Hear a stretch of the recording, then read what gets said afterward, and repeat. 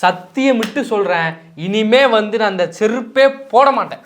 ஏன்பா காலில் வச்சு முள்ளு குத்துச்சா இல்லை ஆணி இறங்கிடுச்சா? ஆணி இறங்கல, முள்ளு குத்தல. இந்த அரசை அகற்ற வரைக்கும், ஆட்சி கட்டுல இருந்து இந்த அரசை தூக்கி போடுற வரைக்கும் இந்த அண்ணாமலை செருப்பே போட மாட்டான், செருப்பே போட மாட்டான். ஏப்பா 20,000 புத்தகம் படிச்சேன்னு சொன்னேன், ஆக்ஸ்போர்ட்ல போய் லண்டன்ல போய் படிச்சு வந்தேன்னு சொன்னேன், செருப்பை கட்டி போட்டு அரசியல் பண்றதை பத்தியாப்பா நீ இவ்வளவு நாள் படிச்சு வந்த? இதெல்லாம் ஒரு பொழப்பாப்பா. எங்க படிச்சேன் ஏது படிச்சேன்னு முக்கியம் கிடையாது, செய்யற செயல் தான் முக்கியம்.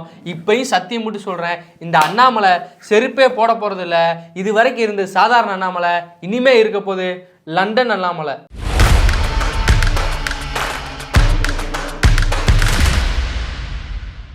முதலாவது அஞ்சலன்னு பார்த்தீங்கன்னா பாஜகவோட மாநில தலைவர் அண்ணாமலை அவர்கள் இனிமே நான் செருப்பே போட மாட்டேன் அப்படின்னு ஷூ எடுத்து காமிச்சிருக்காரு. ஏன் அப்படி சொல்றாருன்னு பார்த்தீங்கன்னா, திமுக ஆட்சி கட்டில் இருக்கிற வரைக்கும் நான் செருப்பு போட மாட்டேங்க, எப்போ திமுக ஆட்சி கட்டில் விட்டு ஒழியுதோ அப்போதான் நான் செருப்பு போடணும்னு சொல்லியிருக்காருங்க. ஆமாம், இன்னைக்கு அவர் வந்து பத்திரிகையாளர்கள்லாம் சந்தித்து வந்து ஒரு மிகப்பெரிய பரபரப்பான ஒரு செய்தியாளர் சந்திப்பை ஏற்பாடு பண்ணியிருக்காரு அப்படின்னு சொல்லி காலையிலேயே தகவல் வந்துச்சு. சரி, என்ன பேச போறாரு அண்ணாமலை அவர்கள் சொல்லி பொறுத்திருந்து பார்க்கும்போது தன்னுடைய 2 செருப்பையும் கழட்டி, அதாவது ஷூ தான் போட்டிருந்தாரு, அதை கழட்டி வச்சுட்டு இனிமேல் நான் ஷூவே போட போகிறது கிடையாது, இனிமேல் நான் வந்து செருப்பே போட போகிறது இல்லை, திமுக ஆட்சி ஒழிகிற வரைக்கும், திமுக ஆட்சி நான் ஒழிக்கிற வரைக்கும், திமுக ஆட்சி இந்த மண்ணை விட்டு அகற்ற வரைக்கும், திமுக ஆட்சி ஒழிக்கிற வரைக்கும் இப்படிலாம் சொல்லிட்டு அது வரைக்கும் நான் செருப்பெல்லாம் போட மாட்டாங்க, திமுக ஆட்சி என்னைக்கு போதோ அதுக்கப்புறம் நான் செருப்பு போட்டுக்கிறேன்னு சொல்லியிருக்காரு. அதே பத்திரிகையாளர் சந்திப்பில் வந்து பேசியிருக்காரு, சபதம் எடுத்திருக்காரு. இந்த அண்ணாமலையோட அரசியலை இனிமே நீங்க வந்து இனிமே தான் பார்க்க போறீங்க. திமுக ஆட்சியிலிருந்து போற வரைக்கும் வெறுங்கால. நேற்று வரைக்கும் இருந்த அண்ணாமலை வேற, நாளையிலேருந்து இருக்க போகிற அண்ணாமலை வேற அப்படின்னு சொல்லி சபதம் போட்டிருக்காரு. என்ன சொல்லியிருக்காருன்னு சொல்லி பார்த்தீங்கன்னா, நாளை முதல் எனது அரசியல் வேறு மாதிரி இருக்கும், ஆரோக்கியமான அரசியல், நாகரிகமான அரசியல், விவாதம், மரியாதை இதெல்லாம் இருக்குன்னு சொல்ல வரான்னு நினச்சிங்களா? கிடையாது, இது எதுவுமே இருக்காதுங்க. மரியாதையே இனிமேல் கிடையாது யாருக்கும். நான் மரியாதை யாருக்கும் கொடுக்க மாட்டேன், மரியாதை அரசியல் நான் செய்ய மாட்டேன் அப்படின்னு சொல்லியிருக்காரு. அரசியல் அப்படிங்கிறதே மரியாதையானது தான். அடுத்த கட்சி மேலே வந்து கொள்கை வேறுபாடு இருந்தால் கூட தனி மனித மரியாதையை வச்சிருக்கணும்னு சொல்லி தான் நம்ம பார்த்துருக்கோம். பல கட்சி தலைவர்கள் வந்து தமிழ்நாட்டில் இருக்காங்க அப்படி. ஆனால் இது எதுவுமே இருக்காதுங்க என் அரசியல் அப்படின்னு சொல்லி அண்ணாமலை அவர்கள் வந்து சொல்லியிருக்கிறது ஒரு பரபரப்பை தான் ஏற்படுத்தி. ஆமாம், இந்த டூ ஆர் டைன்னு சொல்லுவாங்க பார்த்தீங்களா, செய்ய அல்லது செத்து மடி அந்த மாதிரி. இப்போ பாஜக ஒரு வழியாக வந்து அதிகபட்சமாக 11 விழுக்காடு வரைக்கும் வந்திருக்காங்க தமிழ்நாட்டில். இதுக்கு மேலே கால்டி எடுத்து வைக்கணும் அப்படின்னா கண்டிப்பாக வேற ஒரு அரசியல் தான் பண்ணி ஆகணும். இதே மாதிரி நம்ம பொறுமையாக போனோம்னா கண்டிப்பாக நம்ம இலக்கை அடைய முடியாது அப்படின்ற காரணத்தினால அவர் இந்த மாதிரி சொல்லியிருக்காரு. ஆனால் அவர் சொல்கிறதுனாலே அவர் வாக்கு சதவீதம் அதிகரிக்கும், அவர் வந்து மேலே வந்துருவார் நம்ம நினைக்க முடியாதுங்க. நான் 20,000 புத்தகம் படிச்சிருக்கேன் அப்படின்னு சொன்னார். ஆக்ஸ்போர்ட் பல்கலைக்கழகத்தில் போயிட்டு அரசியல் படிச்சிருந்த அண்ணாமலை அவர்கள் இப்படி ஷூ தூக்கி அரசியல் பண்ணுறது தான் நீங்கள் போய் படிச்சுட்டு வந்தீங்களான்ட்டு பலரும் வந்து கேள்வி எழுப்பிட்டு இருக்காங்க. என்ன மாதிரி அரசியல் செய்வார் அப்படின்னு நிறைய பேர் வந்து எதிர்பார்ப்போடு இருக்காங்க. நம்மளும் அதே மாதிரி எதிர்பார்ப்போடு தான் இருக்கும். நமக்கு ஒன்றே ஒன்று தாங்க கேட்க தோணுது, மலை என்ன மலை. அது மட்டும் இல்லாமல் பல பத்திரிகை பரப்பில் அண்ணா அண்ணா அண்ணா அப்படின்னு சொல்லி அண்ணா வந்து பேசுவார். அண்ணாமலை அண்ணா சொல்லுங்கண்ணா, அண்ணா சரிங்கண்ணா, சரிங்கண்ணா, ஓகேங்கண்ணா, அண்ணா நான் உங்களை ரொம்ப மதிப்புங்கண்ணா, சரிங்கண்ணா அப்படின்ட்டு இங்கே பம்பர் மாதிரி பம்பிட்டு அங்கே போய் எல்லா வேலையும் செய்வாப்புல ஆளு. அப்படி பேசிட்டு இருந்த அண்ணாமலை அவர்கள் வந்து இன்னைக்கு வந்து இப்படி பேசியிருக்காரு. அதில் வந்து பல கமாண்டுகள்லாம் படிக்க முடிஞ்சிச்சு. எங்கள் பரதர் வந்து செருப்பு வச்சு ஆட்சி பண்ணாரு, நீங்கள் என்னன்னா செருப்பு வச்சு ஆட்சி அழிக்க போறேன்னு சொல்றீங்க, நாகரிகமான அரசியல் இனிமேல் செய்ய மாட்டேன்னு சொல்றீங்களே. பாஜக இது வரைக்கும் வந்து நாகரிகமான அரசியல் ஏதாவது செஞ்சிருக்கீங்களா? கலவரத்தை தூண்டுறது, அங்கே வந்து வேலையை ஊர்வலத்தை கொண்டு போய் கலவரம் வைக்கிறது, மசூதியை இடிக்கிறது, இதுதானே உங்களோட அரசியல். அப்புறம் என்ன நீங்கள் நாகரிகமான அரசியல், மரியாதையான அரசியல் செய்ய போறீங்கன்னு சொல்லிட்டு பல பேர் கேட்குறாங்க. நாங்கள் கேட்கல. அடுத்த அஞ்சல் என்ன பார்த்தீங்கன்னா, கடந்த 2 தினங்களாக பாமகவுக்கும் திமுக இடையே வந்து மோதல் போயிட்டு இருக்கு. இது பாமக திமுக மோதலாக பார்க்கலாமா, இல்லை அன்புமணி அவர்கள் பாமகவுக்கும் சிவசங்கர் அமைச்சர் அவர்களுக்கு இடையான மோதல் மாதிரி தான் போய்கிட்டு இருக்கு. அங்கே என்ன பிரச்சனை சொல்லி பார்த்தீங்கன்னா, ஏற்கனவே 2 நாளுக்கு முன்னாடி பாமகனுடைய தலைவர் அன்புமணி ராமதாஸ் என்ன சொல்லியிருந்தாருன்னா, திமுகவில் வந்து உதயநிதி ஸ்டாலின் அவர்கள் துணை முதலமைச்சர் ஆயிருக்காருன்னா அவர் சொந்த உழைப்பினால் ஆகலைங்க, அவர் வந்து அந்த குடும்பத்தோட வாரிசு அவர், அதனால தான் ஆயிருக்காரு. இல்லைன்னா ஒரு அடிமட்ட தொண்டை அந்த பொறுப்புக்கு போக முடியுமா? கீழே உள்ள நீங்கள் இந்த மாதிரி ஆக்கிருவீங்களா? அந்த கட்சியிலே துரைமுருகன் ஒருத்தர் இருக்காரு, அவர் எவ்வளவு மூத்த நிர்வாகி, ஏன் அவரை நீங்க ஆக்க மாட்டேங்கிறீங்க? அதே உங்க குடும்பத்தில் உள்ள ஆளா தான் நீங்க ஆக்கியிருப்பீங்களா அப்படின்ற மாதிரி கேள்வி எழுப்பியிருந்தாங்க. அதற்கு எஸ்.எஸ். சிவசங்கர் அவர் என்ன சொல்லியிருக்காரு பார்த்தீங்கன்னா, நீங்க உங்க கட்சி மட்டும் என்ன சும்மா வாங்க, உங்க கட்சியில் எவ்வளவு பேர் இருக்கும்போது நீங்க எதுக்காக எம்பியா? நீங்க உங்க மனைவியை கொண்டு போய் எதுக்கு நீங்க தர்மபுரியில் நிப்பாட்டுறீங்க? அப்ப இதுவும் வாரிசு அரசியல் தானே, இதை பத்திலாம் நீங்க பேசலாமா? இப்படிலாம் பேசி இன்னொரு கட்டம் என்ன சொல்லியிருக்காருன்னா, அன்புமணி அவர்களை பத்தி பேசுறது தேவையற்ற செயல் நினைக்கிறோங்க, அவரை பத்திலாம் நாங்க பேசுவோமா அப்படின்னு சொல்லியிருக்காருங்க. அன்புமணி அவர்கள் வந்து இன்னொரு அறிக்கை ஒன்று கொடுத்துருக்காரு. அதான் பார்த்தீங்கன்னா, அரிட்டாப்பட்டியில் அமைவுள்ள சுரங்கம் பற்றி இங்கே இருக்கிறதுக்கு மத்திய அரசும் மாநில அரசும் வந்து ஏமாற்றிட்டு இருக்காங்க, 2 பேரும் சேர்ந்து மக்களை அப்படின்னு சொல்லியிருக்காரு. தமிழ்நாட்டில் இருந்து 1 சென்ட் விவசாய நிலத்தை கூட எந்த அரசும் எடுத்து கொடுக்க முடியாதுங்க அப்படின்னு சொல்லியிருக்காரு. இதெல்லாம் பார்த்துட்டு அமைச்சர் சிவசங்கர் வந்து இன்னொரு கமெண்ட் போட்டிருக்காரு. என்ன பார்த்தீங்கன்னா, அன்புமணி ஒவ்வொரு நாளுக்கும் ஒவ்வொரு கொள்கையில் இருக்காரு, நீங்கள் வந்து எங்கள்கிட்ட கேட்குறீங்களா இடஒதுக்கீடு கொடுங்கன்னு சொல்லிட்டு பாஜக போய் கேட்க வேண்டியதானே. அதாவது அன்புமணி அவர்கள் வந்து ஒரு 2 தினங்களுக்கு முன்னாடி சொல்லியிருந்தாரு, 15% இடஒதுக்கீடு வன்னியர்கள் கொடுத்தா நான் வந்து எந்த நிபந்தனையற்று திமுக ஆதரிக்கிறேன் அப்படின்னு சொல்லியிருந்தாரு. எங்கள்கிட்ட கேட்குறீங்க, நீங்கள் வந்து கும்மி குலாவி அடிக்கிறீங்களா, உங்களுடைய பாஜக தலைமையிட்ட கேட்க வேண்டியதானே அப்படின்னு சொல்லி கேட்டிருந்தாரு. இதில் வந்து முக்கியமாக பார்க்க வேண்டியது என்னன்னு கேட்டிங்கன்னா, அவர் திமுக அரசை நோக்கி கேள்வி எழுப்புறாரு. ஆனால் யார் பதில் சொல்கிறா பார்த்தீங்கன்னா சிவசங்கரன் அவர்கள். இதுவே வந்து திமுக வந்து செய்யக்கூடிய காலங்காலமாக செஞ்சுட்டு இருக்க அரசியல். நமக்கு தெரியும் யார் வந்து யார் சொன்னால் யாருக்கு பதில் சொல்லுவா. அண்ணன் விசிகால இருந்து யாராவது சொன்னாங்கன்னா அண்ணன் ஆ ராசா அவர்கள் வந்து பதில் சொல்லுவார். இப்படி யாரை வச்சு யாருக்கு பதில் சொல்லுங்கிற திமுக வந்து கரெக்டாக வந்து பண்ணிட்டு இருக்காங்க. இப்போ 2 பேருக்கு இடையான மோதல் வந்து இப்போ உச்சக்கட்டத்தை நெருங்கி இருக்கு. இந்த மோதல் போக்கு எங்கேருந்து ஆரம்பிச்சுன்னு பார்த்தீங்கன்னா, ஏற்கனவே ராமதாஸ் அவர் என்ன சொல்லியிருந்தாங்கன்னா, ஸ்டாலின் அவர்களை பற்றி நிறைய கேள்வி எழுப்பினாங்க. அதானி வந்து ஏங்க வந்தாங்க, ஏன் சந்திச்சிங்களா அப்படின்ற பற்றி அதை பற்றி கேள்வி கேட்டிருந்தாங்க. டங்ஸ்டன் கனிம எடுக்கத்தை பற்றி கேள்வி கேட்டிருந்தாங்க. இது எதுக்கு ஒன்றுக்குமே பதில் சொல்லுது. ஐயா ஸ்டாலின் அவர் என்ன சொல்லியிருந்தாருன்னா, அவருக்கு வேலை கிடையாதுங்க, அவர் வந்து வெறும் அறிக்கையை தான் விட்டுட்டு இருப்பாரு, அவர் கேட்குற கேள்வியை நம்ம பதில் சொல்ல முடியாதுங்க அப்படின்ற மாதிரி சொல்லியிருந்தாங்க. அதற்கு எதிர்வினை ஆற்றக்கூடிய வகையில் தான் அன்புமணி ராமதாஸ் அவர்கள் பேசி அதுக்கப்புறம் பாமகவுக்கும் திமுக இடையில ரொம்ப கடுமையான மோதல் போயிட்டுது. அதனுடைய விளைவாக தான் இந்த அளவுக்கு மோதல் வந்து முட்டி இருக்குங்க. அடுத்த அஞ்சல்னு பார்த்தீங்கன்னா, இன்றைக்கி வந்து டிசம்பர் 26ங்க 2004ஆம் ஆண்டில் கிட்டத்தட்ட 20 ஆண்டுகளுக்கு முன்னாடி பார்த்தீங்கன்னா ஒரு சுனாமி வந்துச்சுங்க. இந்த சுனாமியில் பார்த்தீங்கன்னா தமிழ்நாடு வந்து எந்த அளவுக்கு வந்து பாதிப்பு அதிகமாகுமோ அவ்வளவு பாதிப்புக்குள்ளாக இருந்தது.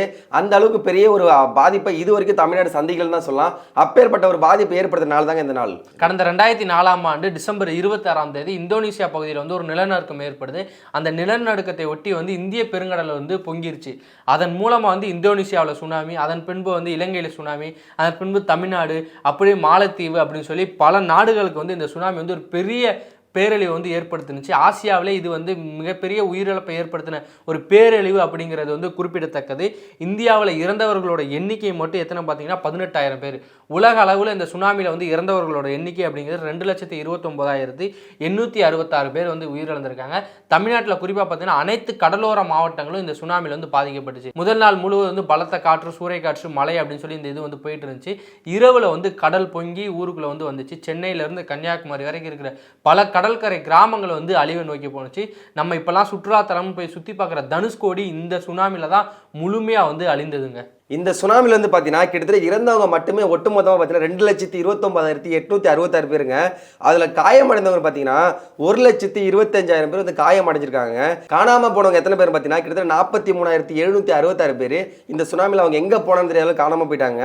இடம்பெயர்ந்தவங்க ஒரு இடத்த விட்டு இன்னொரு இடத்துக்கு தப்பிச்சுன்றவங்க பார்த்தீங்கன்னா கிட்டத்தட்ட 17,40,000 பேர் வந்து இடம்பெயர்ந்து போயிருக்காங்க. இந்தோனேஷியா தான் அதிக அளவுக்கு பாதிப்பு உள்ளாயிருக்கு. ராஜேந்திரன் அவர்கள் சொன்ன மாதிரியே கிட்டத்தட்ட 1,67,736 பேர் வந்து அந்த சுனாமியில் வந்து பாதிக்கப்பட்டிருக்காங்க. அதே மாதிரி வந்து இலங்கையில் பார்த்தீங்கன்னா கிட்டத்தட்ட 35,322 பேருங்க. இந்தியா வந்து 3வது இடத்துல இருக்குங்க, 18,645 பேர். அதுக்கு அடுத்து தாய்லாந்து 8,212, அதுக்கப்புறம் வந்து மியான்மார் கிட்டத்தட்ட 500. இந்த மாதிரி நிறைய நாடுகள் வந்து இதுக்கு ஒரு பாதிப்பு உள்ளாயிருக்குங்க. இந்த சுனாமி நேரத்தில் தான் வந்து கன்னியாகுமரியில் இருந்த திருவள்ளுவர் சிலையோட கழுத்து அளவுக்கு வந்து தண்ணி போணுச்சு அப்படின்னு சொல்லி ஒரு வீடியோலாம் நம்மளால பார்க்க முடியுது. மிகப்பெரிய பேரழிவு வந்து இந்த சுனாமி வந்து ஏற்படுத்தி போயிருக்கு 2004. அவங்க உயிரிழந்தவர்கள்லாம் வந்து இந்த நேரத்தில் நம்ம வந்து கண்ணீரஞ்சலி வந்து செலுத்திக்கிறணும். நேற்று வந்து உலக அளவில் வந்து கிறிஸ்துவ அவர்களுடைய பிறப்பு வந்து கிறிஸ்துமஸாக கொண்டாடப்பட்டது. அந்த நிலையில் முக்கியமான நகரம், கிறிஸ்தவர்களோட முக்கியமான நகரம் பார்க்கப்படுறது. அது மட்டும் இல்லாமல் உலக அளவில் இருந்து கிறிஸ்துமஸ் அன்னைக்கு அங்கே வந்து கூடி வந்து அங்கே கொண்டாடுவாங்க. அப்பேற்பட்ட ஒரு ஈஃபில் டவர் உள்ள நகரத்தில் வந்து நேற்று ஒரு பயங்கரமான தீ விபத்து ஏற்பட்டிருக்கு. ஆமாங்க, யாருமே எதிர்பார்க்க முடியாத அளவுக்கு மிகப்பெரிய ஒரு தீ விபத்து ஏற்பட்டிருக்கு. இந்த தீ விபத்து எதனால் ஏற்பட்டுன்னு பார்த்தீங்கன்னா, அந்த லிஃப்ட் இருக்கு பார்த்தீங்களா, அதில் வந்து ஷாப்டின் அப்படின்னு ஒரு கேபிள் இருக்குது. அந்த கேபிளில் சூரிய ஒளி வந்து அதிகமாக பட்டு அதனுடைய வேகத்தின் காரணமாக தான் தீ விபத்து ஏற்பட்டுருக்கான்னு அந்த ஆய்வு சொல்கிறாங்க. ஆனால் அது எந்த அளவுக்கு உண்மைத்தன்மை அப்படின்னு தெரிய வரலங்க. இதன் காரணமாக அந்த உச்சியில் வந்து தீ விபத்து ஏற்பட்டிருக்கு. அந்த நேரத்தில் வந்து பார்த்தீங்கன்னா கிட்டத்தட்ட 1,200 பேர் வந்து சுற்றுலா பயணிகள் வந்து உள்ளே இருந்திருக்காங்க. அதன் பின்னாடி காவல்துறையினர், தீயணைப்பு வீரர்கள் எல்லாமே சேர்ந்து அந்த 1,200 பேரையும் பத்திரமா வெளில மீட்டு கொண்டு வந்துட்டாங்க. குறைஞ்சபட்சம் அந்த ஈஃபில் டவரை ஒரு நாளைக்கு பார்க்கறதுக்கு 25,000 பேராச்சும் குறைஞ்சபட்சம் வருவாங்களாம். அப்படி வருபவர்களுக்கு இந்த மாதிரி ஒரு பாதிப்பு ஏற்படுத்தும் மிகப்பெரிய அளவு அதிர்ச்சி கொடுத்துருக்கேன். ஏன்னா உலக அளவில் வந்து மிகப்பெரிய ஒரு கோபுரம் அப்படின்னா அது வந்து ஈஃபில் டவர் தான் எல்லாமே சொல்லுவாங்க. இல்லாமல் உலக அதிசயங்கள் ஒன்றாவும் இருக்கு. ஆமாம், அந்த மாதிரி இருக்கக்கூடிய ஒரு ஈஃபில் டவரில் இந்த மாதிரி தீ விபத்து வந்திருக்கு. இருக்கிறது எல்லாருமே வந்து அதிர்ச்சிக்குள்ளாயிருக்கு. ஏற்கனவே 1956 பார்த்தீங்கன்னா அதே மாதிரி தீ விபத்து ஒன்று வந்திருக்குங்க. அந்த தீ விபத்தை ஏற்கனவே சரி பண்ணிட்டாங்க. கிட்டத்தட்ட 1931 வரைக்குமே உலகத்திலேயே மிகப்பெரிய உயர்ந்த கோபுரம் அப்படின்னா ஈஃபில் டவர் தான் சொல்ற அளவுக்கு இன்னமும் நீங்க ஒரு இடம் பிடிச்சிருக்கக்கூடிய ஒரு ஈஃபில் டவருங்கிறது இப்போ இந்த மாதிரி தீ விபத்து ஏற்படுத்தி மிகப்பெரிய ஒரு அதிர்ச்சி தாங்க இருக்கு. ஆமா, உலக அளவில் இருக்கிற சுற்றுலா பயணிகளுக்கு இது வந்து ஒரு கவலையை தான் ஏற்படுத்தியிருக்கு. கூடிய சீக்கிரத்தில் வந்து நாங்கள் ரெடி பண்ணிட்டு திரும்ப வந்து அவங்களை சுற்றுலா பயணிகளை அனுமதிக்கான ஏற்பாடுகள் நாங்கள் செய்வோம்னு சொல்லி பிரான்ஸ் அரசு வந்து சொல்லியிருக்காங்க. நம்ம அதற்காண்டி காத்திருப்போம். ஏற்கனவே வந்து அந்த 1956 வந்த அந்த தீ விபத்துக்கு ஓராண்டுகள் சரி பண்ண காலமானுச்சா, இப்போ எத்தனை ஆண்டுகள் ஆகும்னு தெரியலங்க. அடுத்த நிகழ்வு பார்த்தீங்கன்னா கஜகஸ்தான் அப்படின்னு ஒரு நாட்டில் பார்த்தீங்கன்னா விமானம் வந்து தரையிறங்கும் போது கிட்டத்தட்ட 43 பேர் வந்து உயிரிழந்திருக்காங்க விமான விபத்தில். ஆமாம், இந்த விபத்து எப்போ நடந்துச்சு பார்த்தீங்கன்னா நேற்றைய தினம், அதாவது டிசம்பர் 25 இந்த விமான விபத்து வந்து நடந்திருக்கு. அஜர்பைஜான் தலைநகர்லேருந்து இந்த விமானம் வந்து ரஷ்யா நோக்கி போயிருக்குங்க. போகும்போது மொத்தம் 67 பயணிகள் வந்து பயணிச்சிருக்காங்க அந்த விமானத்தில். இந்த விமானம் கஜஸ்தான் பகுதியில் வந்து பறந்து கொண்டு இருக்கும்போது வந்து ஒரு பறவை வந்து மோதி இருக்கு. பறவை மோதினோடனே வந்து விமானிகள் வந்து உடனடியாக வந்து நாங்கள் வந்து ஃப்ளைட்டை வந்து தரையிறக்கிறோம், இறக்கி நாங்கள் வந்து செக் பண்ணணும் விமானத்தை அப்படின்னு சொல்லி அங்கே கஜஸ்தான் பகுதியில் இருக்கிற விமானிகளோட பேசியிருக்காங்க. அந்த விமான கட்டுப்பாட்டாளர்கள் பேசி இறக்கிறதுக்கு வந்து அனுமதி வாங்கி அந்த விமானம் வந்து தரையிறங்கி இருக்கு. தரையிறங்கும் போது வந்து கட்டுப்பாட்டை இழந்து தரையில் மோதி வந்து வெடிச்சு சிதறி இருக்குங்க. இதில் இது வரைக்கும் மொத்தம் 43 பேர் வந்து உயிரிழந்திருக்காங்க. மீதி உள்ளவர்கள் வந்து படுகாயம் அடைந்திருக்காங்க. சில பேர் வந்து தேடுதல் பணிகளும் வந்து நடந்துகிட்டு இருக்கு. இந்த விபத்து வந்து உலக அளவில் வந்து பெரும் பரபரப்பை ஏற்படுத்தியிருக்கு. 2 நாட்டு அரசுகளும் நாங்கள் வந்து உடனடியாக மீட்பு பணியில் வந்து ஈடுபட்டிருக்கோம்னு சொல்லி தகவல் சொல்லியிருக்காங்க. இதில் வந்து ரஷ்யா நாட்டை சேர்ந்த இறந்தவங்களுக்கு வந்து பாதிக்கப்பட்ட குடும்பத்துக்கு நாங்கள் தேவையான நஷ்டம் நாங்கள் பண்ணி கொடுத்துறோம் அப்படின்னு அந்த நாட்டு அரசாங்கம் சொல்லியிருக்காங்க. இதில் 64 பேர் பயணிச்சாங்கன்னு சொன்னால் எந்த நாட்டுக்காரங்க நம்ம பார்க்கலாங்க. இதில் வந்து பார்த்தீங்கன்னா மொத்தம் 4 நாட்டை சேர்ந்தவங்க பயணிச்சிருக்காங்க. இதில் அஜர்பைஜானை சேர்ந்த வந்து 42 பேர் பயணிச்சிருக்காங்க. அதன் பின்னாடி ரஷ்யாவை சேர்ந்த 16 பேர் பயணிச்சிருக்காங்க. அதன் பின்னாடி கஜகஸ்தானை சேர்ந்த 6 பேருங்கிறது பயணிச்சிருக்காங்க. அதன் பின்னாடி பார்த்தீங்கன்னா கிர்கிஸ்தானை சேர்ந்த 3 பேருங்கிறது மொத்தம் 64 பேர் விமானத்தில் பயணிச்சிருக்காங்க. இந்த விமான விபத்துக்குள்ளானதுக்கு அடுத்து வந்து ரஷ்ய அதிபர் புடின் அவர்கள் பேசும்போது நாங்கள் வந்து எல்லா உதவிகளையுமே வந்து நாங்கள் செய்கிற தயாராக இருக்கோம். அங்கே இருக்க கஜஸ்தான் அரசு கூட வந்து நாங்கள் இணைஞ்சு எல்லா மீட்பு பணிகளையும் செய்வோம். கூடிய சீக்கிரத்தில் வந்து எல்லா பணிகளும் வந்து நார்மலாகும். அது மட்டும் இல்லாமல் உயிரிழந்தவர்களுக்கு வந்து நாங்கள் அஞ்சலி செலுத்திக்கிறோம் அப்படின்னு சொல்லியிருக்காங்க. கஜஸ்தானோட மன்னரும் இதே தான் வந்து சொல்லியிருக்காருங்க. அடுத்த அஞ்சலி என்ன சொல்லி பார்த்தீங்கன்னா, நிர்பயாவுக்கு பிறகு கடந்த 10 வருஷத்தில் பில்கிஸ் பானு, ஹத்தஸ்ராஸ், உன்னாவ், அது மட்டும் இல்லாமல் காதுவா, மணிப்பூர், பொள்ளாச்சி, ஸ்ரீமதி, கொல்கத்தா அப்படின்னு சொல்லி இவ்வளோ சம்பவம் நடந்திருக்கு. இதுக்கெல்லாம் பொங்காத நீங்கள் இந்த சம்பவத்துக்கு ஏங்க பொங்குறீங்க அப்படின்னு சொல்லி ஒருத்தவங்க பொங்கியிருக்காங்க. இவங்க ஏன் அந்த அளவுக்கு பொங்குறாங்க அப்படின்னு பார்த்தீங்கன்னா, அண்ணா யூனிவர்சிட்டியில் 2ஆம் ஆண்டு படிச்சுட்டு ஒரு மாணவிக்கு அதே யூனிவர்சிட்டி கேம்பஸ்குள்ளாட்டி பாலியல் சீனில் அத்துமீறல் நடந்திருக்குங்க. இதன் காரணமாக அந்த மாணவி நேரில் போயிட்டு காவல்துறையில புகார் அளிச்சிருக்காங்க. இந்த புகாரின் காரணமாக வழக்கு பதிவு செய்யப்பட்டு ஒருத்தர் வந்து கைது செய்யப்பட்டிருக்காங்க. அந்த கைது செய்யப்பட்ட நபர் திமுக காரணம் இருக்கலாம் அப்படின்ற மாதிரி நிறைய வந்து பொருளாக வந்து பேசிட்டு இருக்காங்க. அது மட்டும் இல்லாமல் நிறைய கூட இருக்கிற புகைப்படங்களும் வந்து வெளியாயிருக்கு. ஆமாம், அது எந்த அளவுக்கு உண்மைத்தன்மைன்னு தெரிய வரலங்க. அப்படி இருக்கும்போது இவங்க என்ன பண்ணுறாங்கன்னா, நீங்கள் எதுக்காக திமுக மேலே இந்த மாதிரி சாயத்தை பூசுறீங்க, கடந்த இவ்வளோ லிஸ்ட் இருக்குது, இவ்வளோ பேர் வந்து கற்பழிப்புக்கு உள்ளாயிருக்காங்க, இதை பற்றிலாம் பேசாத நீங்கள், இதுக்கெல்லாம் நீங்கள் குரல் கொடுத்து கொந்தளிக்காத நீங்கள், ஏன் இதுக்கு மட்டும் நீங்கள் குரல் கொடுக்குறீங்க அப்படின்னு மிக கோபமாக கேள்வி எழுப்பியிருக்காங்க. ஆமாம், டாக்டர் ஷர்மிளா அவர்கள் எல்லாருக்குமே நமக்கு தெரியும். நம்ம ஒரு கட்சியில் இருக்கிறாங்க, அவங்க வந்து கேட்டிருக்காங்க.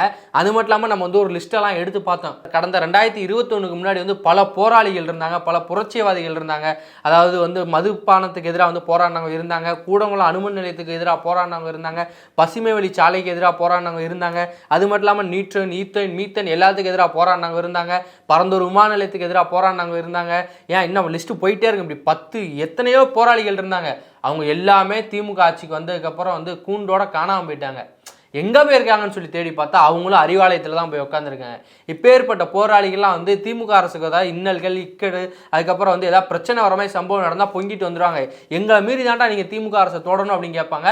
ஆனால் திமுக அரசு நடக்கிறப்ப ஏதாவது ஆட்சியில் வந்து ஏதாவது ஒரு சரியில்லாத செயல்கள் நடந்தால் பொத்திட்டு செவனேன்னு உட்காந்துருவாங்க. இப்படி வந்து பல போராட்டங்கள், பல புரட்சிகள்லாம் 2021 முன்னாடி செஞ்ச போராளிகள்லாம் இப்போ எங்கே இருக்காங்கன்னு நம்ம தேடி பார்த்தோம்னா அவங்க எங்கே இருக்காங்க, எப்படி இருக்காங்கன்னு எதுவுமே தெரிலங்க. ஆமாங்க, கடந்த பொள்ளாச்சி இஷ்யூவில் யாருமே பேசலன்னு சொல்கிறாங்க.